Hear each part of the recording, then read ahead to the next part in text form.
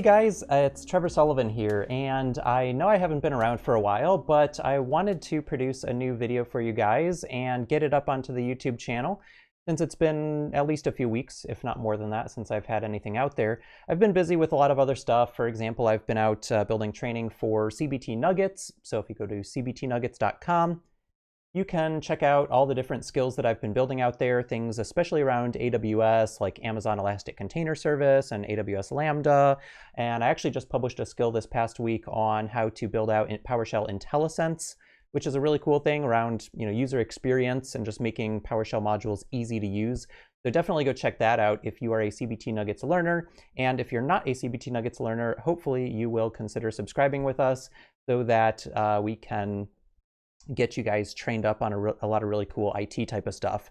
But this video is going to be a little bit different. And oh, wait, what's that? Do you guys see that on my screen right there? Like right there? What is that? Oh, that's like it looks like a 3D cube, and it's like really colorful, and it's like, what is it doing? It's just kind of spinning there, and yeah, it's just like animated. It's kind of like pixelated and whatnot. Huh, that's interesting. Well, all jokes aside, I'm actually using the Open Broadcaster Studio software, which is an open source software package that allows you to record videos much like the one that I am creating here right now. And I wanted to create a video on a slightly different topic, something that I've been investing some time in training up on recently that I'm really passionate about as somebody who's not really a graphics designer per se.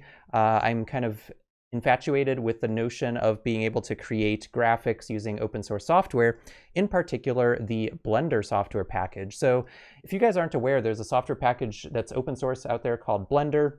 It is very powerful. It has a lot of functionality around three-dimensional modeling, animation, texturing, shading. You can create things like glass effects and particle effects and cloth simulations and other types of physics simulations using like wind and vortexes and all sorts of different physics forces out there. And so what I was interested in doing was creating some kind of transparent overlay that I could use to kind of spice up my videos a little bit and make them a little bit more interesting. And so that's where this little cube, I'm kind of bad at pointing on the screen here, that's where this little cube thing came from. So my objective was to basically create a little bit of a 3D model in Blender, animate it, and then spit it out into a transparent video so that I could suck that video into Open Broadcaster Studio using the media source element. It used to be called like a VLC media source or something like that, but now it's just called media source. And it basically allows you to just overlay a video, which this cube is, on top of your OBS scene. And you can basically just trigger it on and off. I'm just using one of these little Stream Deck thingies that allows me to set up buttons that control different items within my scenes. And I can also switch scenes. I can like switch over to this scene and then switch back to my camera and things like that. So it's just a really useful little utility, especially when combined with OBS. So Stream Deck and OBS are really cool solutions out there. So what we're going to do basically in this video is take a look at how you can create a very simple 3D model like this in Blender and then export it as a transparent set of PNGs and then convert it to a transparent video, which is not a super common thing, but it's fairly easy to do these days, thankfully, thanks to FFmpeg. And then we're going to suck it into OBS. So let's jump over into Blender and take a look at what this looks like. All right, so here I am in Blender, and you'll notice this is my little scene here. And if I scrub across the timeline here, you'll notice that there's some animation going on. Basically just building out this cube, and the cube's kind of styled and everything. It's got some beveling going on. It's got some subsurface division going on, and I'm just using the default light. I don't think I even actually moved the default light. I'm pretty sure it's just at its default location. All the styling I did was just around the default cube.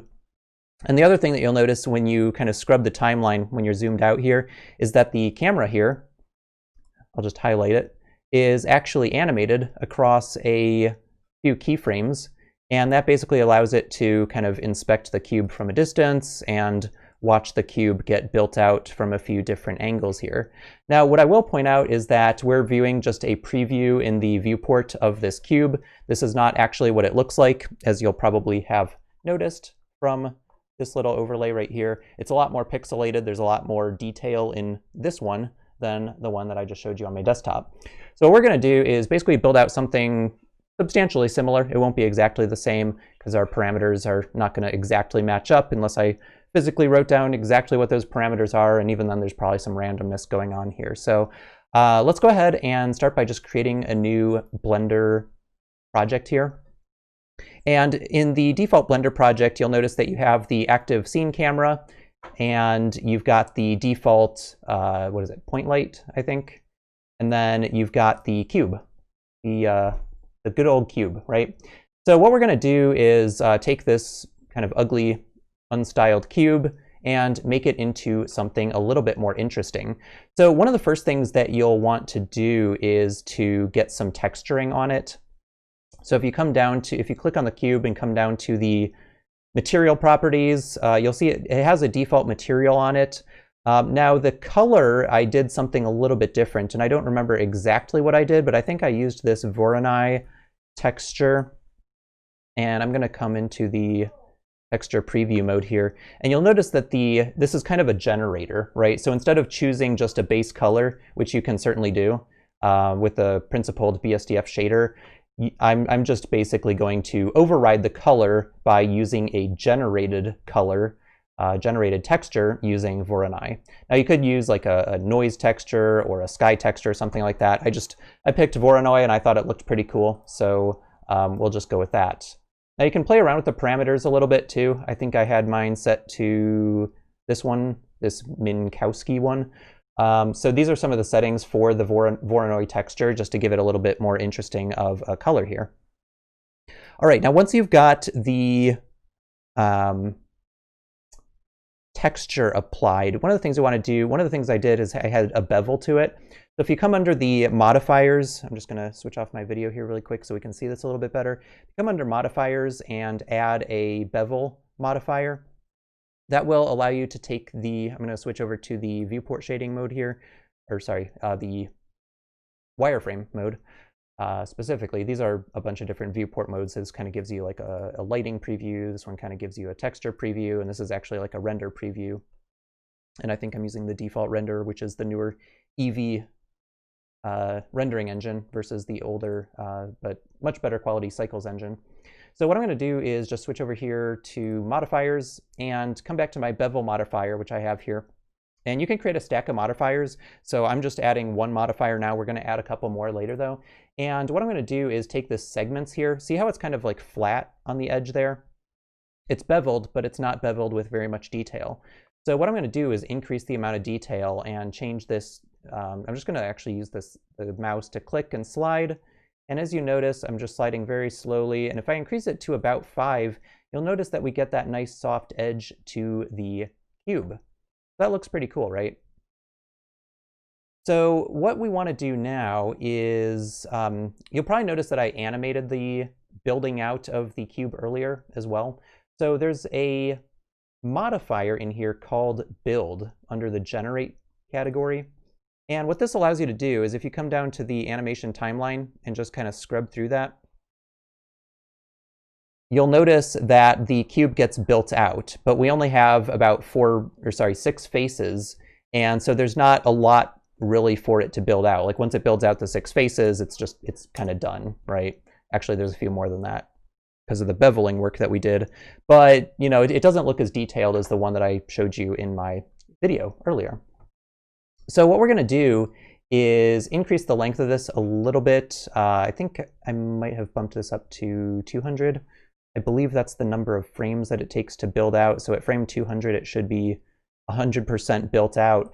And then the other thing that we want to do to add more detail here is we want to subdivide the cube because it has like 6 big faces and then a bunch of small faces on it. So what we want to do is subdivide it into some smaller faces, 3D faces that can be animated independently of the other faces. So I'll add the subdivision surface modifier, and there are a couple of different settings here. There's the render subdivisions, so when you're actually rendering out the animation, that's how many subdivisions it's going to use. But then in the viewport, for better performance, you can have a different number of subdivisions. So they're not always going to necessarily match up unless you make them match up. So generally I'm going to want to keep my viewport kind of low, but I'm going to bump up my render maybe to, I think I did 8 before. So if I just kind of come into, like, let's say frame 30 or something like that. Oh, and I want to change this over to simple too, so that it's not messing up my geometry here. So set the build to simple, or sorry, the subdivision surface to simple. And if you look over here, you'll see that we've got this cube here, and it's still building out all the faces, and that's because the build is actually above the subdivision. So what I'm going to do is click this button to take the subdivision modifier and put it above the build. So now if we come back to frame 1 and start to build it out, we should see a little bit more detail. And the reason we're not seeing more detail is because viewport is only at 1 subdivision. So if we hit F12 to render this out, we should see some additional detail here.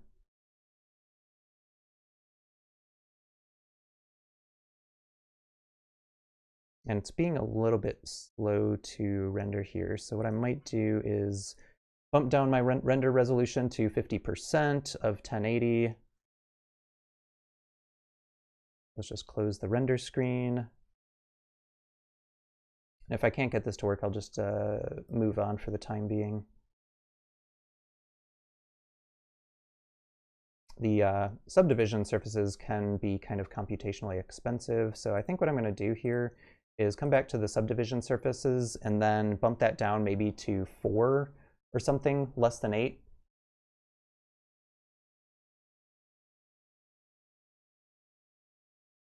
So let's go back to our cube modifiers here, and we'll bump the render subdivisions down to 4, hit F12 to do a render, and that rendered much, much faster. However, we're still not getting the detail that I wanted, so I'm actually going to bump the subdivision up to the top. And now what you'll notice is that we're getting a lot more detail here. So let's go ahead and hit F12 again here on frame 54 and see how that looks. All right, well, it's not perfect, but it's pretty good. Let me bump the subdivisions maybe up to 6 and see how that works. All right, I'm just going to stick with that for now because we're getting a little bit more detail here, and I'm pretty happy with that, I think. The other thing I might do is, actually, yeah, let's just leave that as is for now. All right, so basically we're going to kind of, if we play back the animation, you see it's kind of building out the cube here. So now what we want to do is do some camera animation. So rather than just having the camera basically just sit here, so if you hit numpad 0, that'll look through the camera, and you'll see it's just kind of sitting there and watching the cube as it gets built out, right? That's kind of boring, but what if we did something a little bit more interesting, like animating the camera? So if I use the middle mouse button here to kind of rotate around, I will, so the point light, the default point light is over here, so it's kind of shining on the top and this side that's facing us here. So I think what we're going to do is just bring the camera over. So I'll hit G and move the camera over here. And then I will create a constraint to bind the camera to the cube. So what you want to do is add a object constraint of type dampened track, and then I will choose the cube as the target. And then if you're thinking of the camera's coordinates, what you actually want to do is point the camera at the -z coordinate, and that's basically whatever's in front of the camera. And then the influence will be 1. If you set the influence to something other than 1, it'll kind of fight for control over what the camera's pointing at versus the track binding or track constraint here. But I'm just going to set the influence at 1 and just leave that as is for now. In the vertex group, you can leave empty. You can actually create groups of vertices, and you can actually target those groups as what your camera's pointing to. But we're not going to do that for now. Now you'll notice that the camera is a little bit rotated here, so I'm actually going to fight the offset there with I'm actually going to create another object constraint of type limit rotation, and I'm going to say that I think Y rotation cannot be any higher than, well, let's say 0 for now. And what I'll do is come into the camera's location settings, and we'll just manually rotate it for now, point it over there. And then what we're going to do is we're going to start to animate the camera. So now that we have this binding, I'm going to animate the camera to kind of drift over towards the left. So let's come over to, let's say maybe frame. Actually, I'm just going to hit numpad 0. So yeah, it's fully in frame here still in our camera. So what I'm going to do is go to 100, frame 100, and then I'll hover over location X and just hit I, and that will add a keyframe here. And then if we hit G, so select the camera, hit G, and kind of bring it around here, we can hit I again to insert a keyframe, hit the numpad 0, and you'll notice that the rotation actually needs to be keyframed as well. And we actually need to add a keyframe back at our original position. So let me undo what I just did there. And then we'll add a keyframe here back at frame number 1. And then we'll jump back to frame 100, hit G, move it over, and then hit I on our location again to keyframe that. So now if we go back here and kind of scrub through the timeline, you should see it animating over. Now what you'll notice is that the camera's not really pointing here anymore because we had to kind of play with the Y rotation. So let's go ahead and come back to frame 100, and then we'll play with the rotation until we get it pointed back at the cube, and we'll just hit keyframe or I on the rotation as well.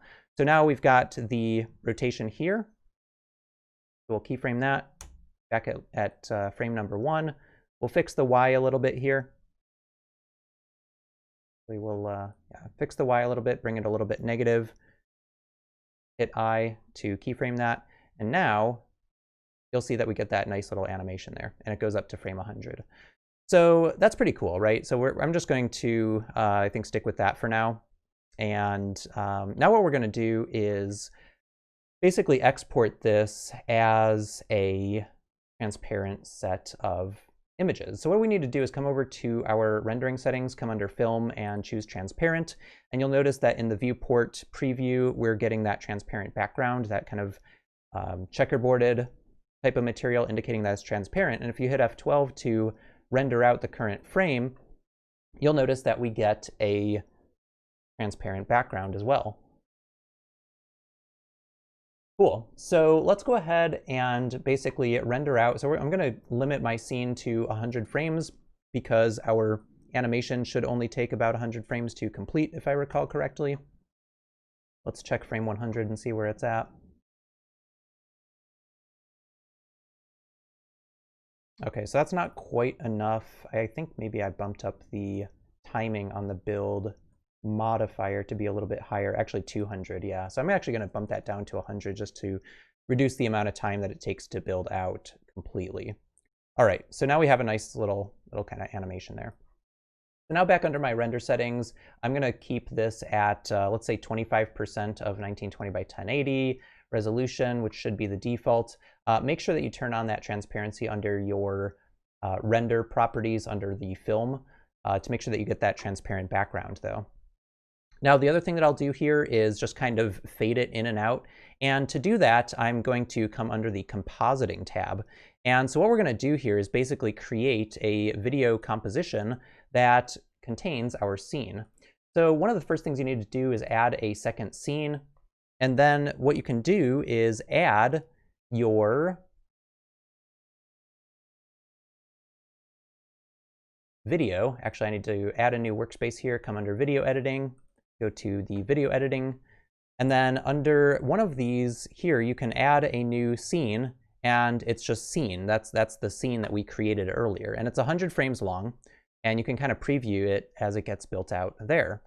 So in the video compositor, I can just right-click on this and do, I think I can right-click on it. I can do add, fade. So maybe I can't right-click on it, but I can do add, fade, fade in and out. And so what that'll do now is it'll kind of fade in the scene and then fade it back out. So let's render this out. So I need to go back to my rendering settings. I'll come back to layout, go to output properties, and then do C/temp/YouTube. And the file format, you'll want PNG files with RGB and alpha, A for alpha, because this is going to be a transparent PNG project. And then I'll hit Control F12 to render out our project. By the way, while this is rendering out, if you're looking for a great beer, I found this one called Mother Earth Brewing Company, which is based in, I think, California. Oh, it's actually, yeah, California and Idaho. And it's called the Cali Creamin'. Sorry, that's not in focus. I have manual focus turned on my camera. So yeah, it's called Cali Creamin', and it has tasting notes of vanilla bean, cool and crisp, and smooth finish. And it's a very smooth, drinkable ale that I would highly recommend. So as our rendering is working out here, what you'll notice is that we're on frame 11 out of 100 here. And the frames are kind of faded here at the beginning because of that fade in and fade out that we did in the video editing tab workspace. So, one of the cool things about Blender is that it has, video capabilities, it has, 3D modeling, textures, animation, high quality rendering and all that kind of stuff. There's a lot of capabilities in here. And what you'll notice is that each of these frames has alpha transparency as well. So what we'll be able to do is basically take all of these individual 100 PNG frames and then compile those into a video. And we're going to use the VP9 codec, which is the webm format from Google. And the webm format supports transparency. So what we can do is basically take these PNGs that are transparent individually and then compile them into a transparent video.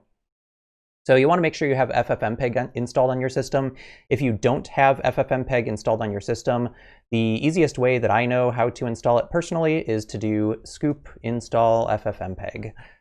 Scoop is a package manager, and if you don't have it on Windows, then it's pretty easy to install. There's just like if you go to scoop.sh online, there's a command that you can use to install it really easily.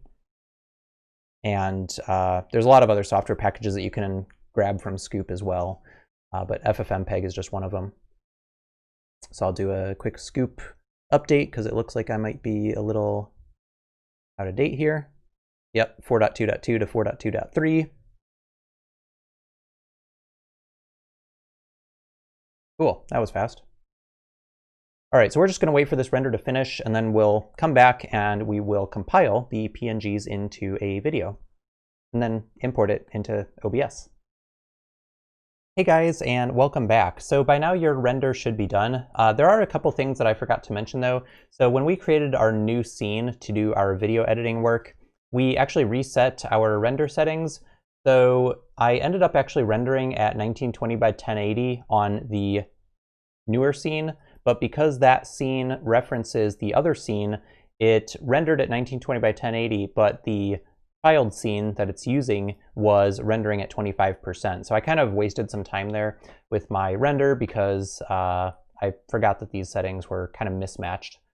So there's that, and also the end frame you'll want to set from 250 because we created a new scene.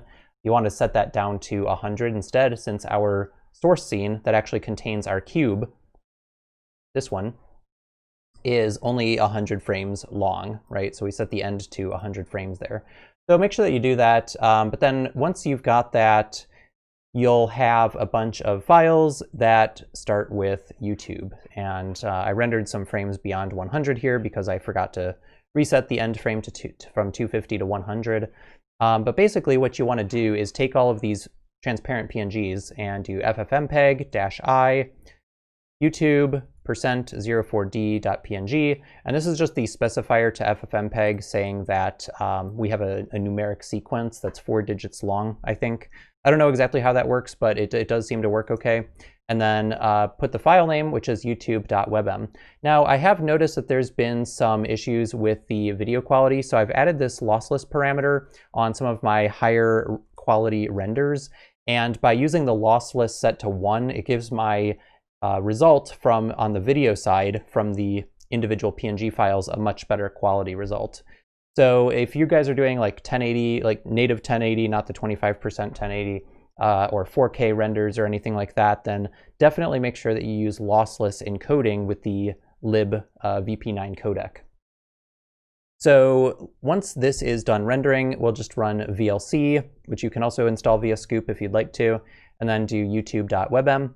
And you'll notice that we have this nice little animation here. And the reason it doesn't look great is because we rendered it at a very low resolution in Blender, ideally to speed up the rendering time. Now, the other thing you'll want to do too is just set the FPS. So you can set the FPS using FFmpeg filters. So by default, it's setting it to 25 FPS, but if you wrote up your project in Blender to use a different frame rate, then make sure that you customize the frame rate here in FFmpeg as well. And I'm writing a blog post actually on my blog at trevorsullivan.net about that right now, using the -frame rate parameter as well as the -vf FPS equals 30, which is basically just using the filter graph in FFmpeg to specify the output FPS. So yeah, so now that we've got that, let's come over into FFmpeg here, and I apologize for the kind of redundant, infinite video stream that you're seeing here. But what we can do is go ahead and add a new media source to our scene here, and we'll just call this cube 2, because I already have one called cube. And then we'll browse to our file under c/temp, and it's called youtube.webm. And if all goes well, we'll also click loop here because it's a very short animation. We just want to continue to loop it. And what you'll notice here is that we actually get this cube, and it's fading in and out, and it actually has transparency on it. So we can actually see the desktop scene right here behind the cube. So if your video is behind the cube, you'll see yourself behind the cube. If your desktop's behind the cube, you'll see the desktop behind the cube. It has transparency built into the video layer so that you can actually do full frame animations as overlays on top of your OBS streams, or if you're just using OBS to record like I typically do, that works as well. So I just wanted to kind of show you how you can use Blender to create transparent scenes and create really cool, engaging overlays. So I really look forward to seeing what other kind of cool stuff you guys create with this type of functionality, and we'll see you in the next video. Cheers.